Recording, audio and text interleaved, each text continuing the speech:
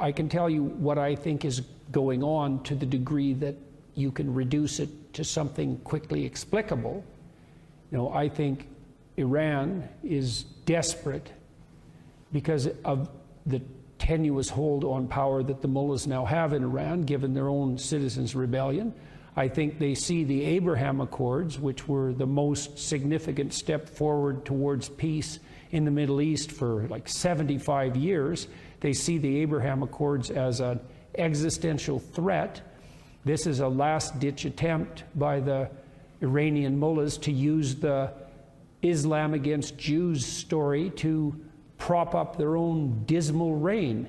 And so they rattled the chain of their Hamas puppets and said, provoke, and they did. And their hope is that the Israeli response will be so overwhelming that the Arab world turns against them, and maybe even the people who might be inclined to be swayed by a victim narrative in the West, and that the Abraham Accords will fall apart, and that'll be the end of that. And that could happen, and I'm hoping it won't, because I think the Abraham Accords were, and it's irritating to me, for whatever utility that is that I think I know, insofar as you can know such things, that Saudi Arabia would have signed the Abraham Accords 2 years ago if Biden would have moved a little bit more forthrightly on it. And I think the reason that he didn't and the Democrats didn't was because they didn't want to give Trump any credit for anything that he had attained in his administration. And I think all of that is appalling. And, I see this story of Muslim against Jew being put forward in this propagandistic manner, and I think, well, the Muslim world has to make a choice too, because it doesn't look to me like their proper champions is the government in Iran, and it's not like the Saudis don't have their flaws, and perhaps the rest of the Arab governmental structures, but the Islam world should move in the direction of the Abraham Accords. That would be great for everyone. We could have a real peace. We could have something approximating a union of the Abrahamic people, and I think the accord was named extraordinarily well. Or we could have what we've had for the last 75 years with the Palestinians as perpetual cannon fodder, at the beck and call of those for whom having them be cannon fodder is useful. And so, yeah, well, there's just moral quandaries everywhere there. It's a minefield, but that's what I think is the fundamental reality of the current situation. It's a propaganda war, and there's a lot at stake. I was very ill when the Abraham Accords were signed, and I couldn't or hadn't paid much attention. And when I sort of recovered my ability to see again, I saw that this remarkable peace process had taken place, and I could not understand for the life of me why it wasn't trumpeted on the front page of every newspaper across the world. And I also think that Trump's team should have got a Nobel Peace Prize for it.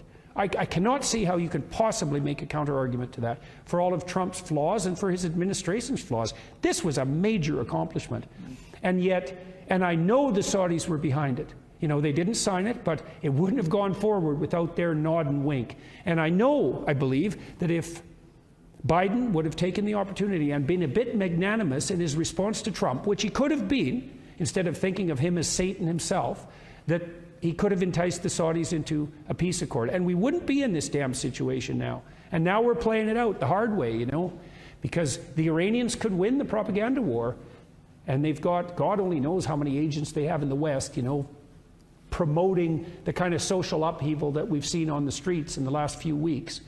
And so the narrative could go either way. But I'm rooting hard for the Abraham Accords signees, and I hope they have the courage of their convictions, and I hope they can see that their way forward is the most appropriate way forward for the good of the Muslim world.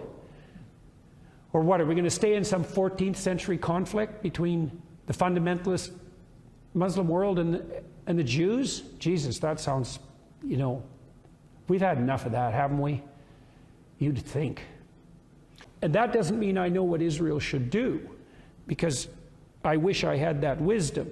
But what I would like to see happen, in the best of all possible worlds perhaps, would be for the signees of the Abraham Accords to say to Israel, privately first, we're not budging.